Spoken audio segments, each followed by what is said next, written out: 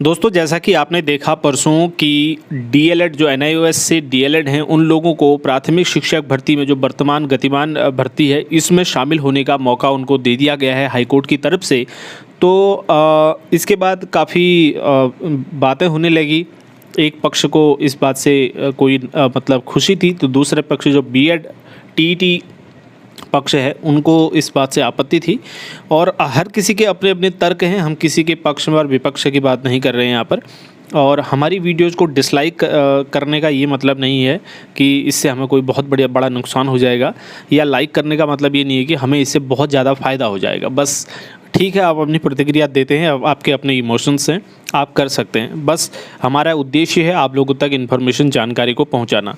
तो साथियों, यहाँ पर बीएड टीईटी प्रशिक्षित महासंघ की तरफ से अपील की गई है, पत्र लिखा गया है माननीय श्रीमान सुबोध उनियाल जी को, कैबिनेट मंत्री हैं हमारे। तो उनको लिखा गया पत्र में इसमें क्या कहा गया है, इनकी तरफ से क्या तथ्य रखे गए हैं, इसके बारे में बात करेंगे। तो एनआईओएस से डीएलएड प्राप्त किया है जिन्होंने, ये 18 माह का डीएलएड इनका है। तो ऐसे अभ्यर्थी को गतिमान शिक्षक भर्ती की चयन प्रक्रिया में सम्मिलित न करने के संदर्भ में ये पत्र लिखा गया। तो मेरा नाम है प्रेम, देवभूमि एजुकेशन पॉइंट पर आपका स्वागत है। डिटेल में आपको बताऊंगा, मेरे साथ बने रहे। दोस्तों, इस पत्र में लिखा गया है कि सेवा में श्रीमान सुबोध उनियाल जी, माननीय कैबिनेट मंत्री उत्तराखंड।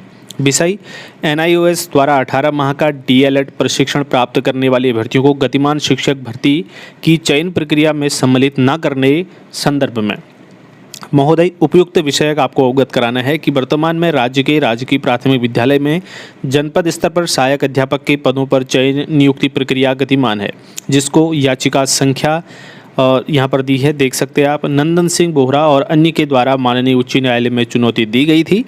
महोदय, संज्ञान में आया है कि माननीय उच्च न्यायालय के कार्यवाहक माननीय मुख्य न्यायाधीश श्री संयुक्त खंडपीठ ने दिनांक 28 अप्रैल 2022 को याचिका पर सुनवाई करते हुए मदन सिंह बोहरा और अन्य की याचिका पर सुनवाई करते हुए सेवारत अप्रशिक्षित शिक्षकों को सम्मिलित करने के लिए एनआईओएस द्वारा 18 माह का डीएलएड प्रशिक्षण प्राप्त करने वाले अभ्यर्थियों को गतिमान भर्ती की चयन प्रक्रिया में सम्मिलित करने का अंतिम आदेश पारित किया है।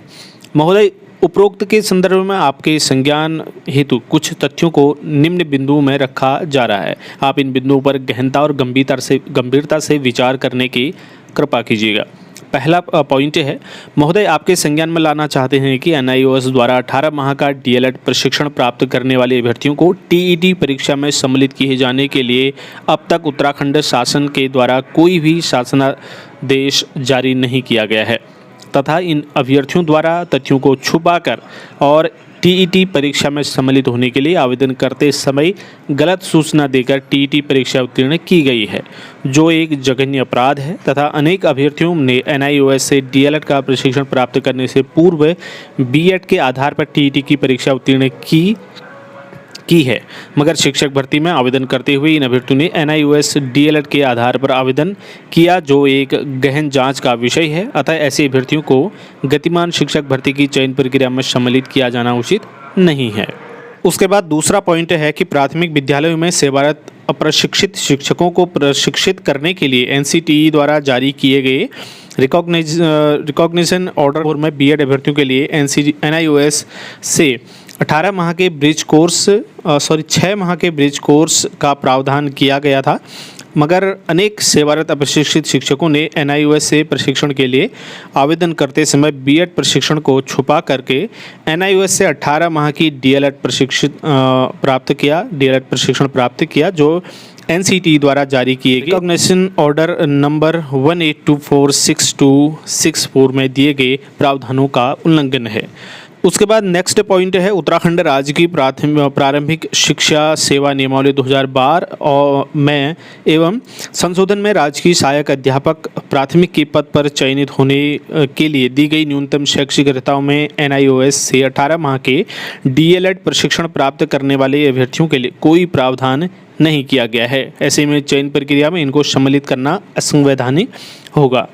तो साथियों, कुल मिला के इन्होंने अंत में कहा है कि महोदय, हम आपसे करबद्ध प्रार्थना व विनम्र निवेदन करते हैं कि जब तक उत्तराखंड के सभी 13 जनपदों के निजी विद्यालयों के NIOS द्वारा DLED सेवारत प्रशिक्षण प्राप्त करने वाले शिक्षकों के प्रकरण पर उचित व सकारात्मक जांच नहीं हो जाती है, तब तक आप इन शिक्षकों को गतिमान शिक्षक भर्तियों की चयन प्रक्रिया में सम्मिलित नहीं करें और माननीय उच्च न्यायालय में स्पेशल अपील डालकर उक्त प्रकरण में महाधिवक्ता के माध्यम से ठोस पैरवी करने की महती कृपा कीजिएगा।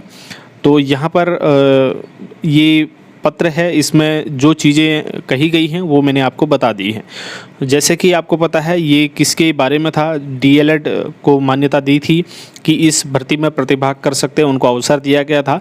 तो उस बारे में ये है, इनको अवसर ना दिया जाए इस चयन प्रक्रिया में, फ़िलहाल इनको दूर रखा जाए। ये एक जांच का विषय है, इस पर पूरी अच्छी तरीके से जांच हो, उसके बाद ही कुछ जो है फैसला लिया जाए या जो भी है। तो साथियों, आपका क्या कहना है, आपका क्या विचार है, आप कमेंट सेक्शन में कमेंट करके बताएं। बाकी की चीज़ों के लिए हमारे साथ जुड़े रहें। इस वीडियो में इतना ही है, हम आगे मिलेंगे, तब तक के लिए आपको शुभकामनाएं। धन्यवाद। जय हिंद।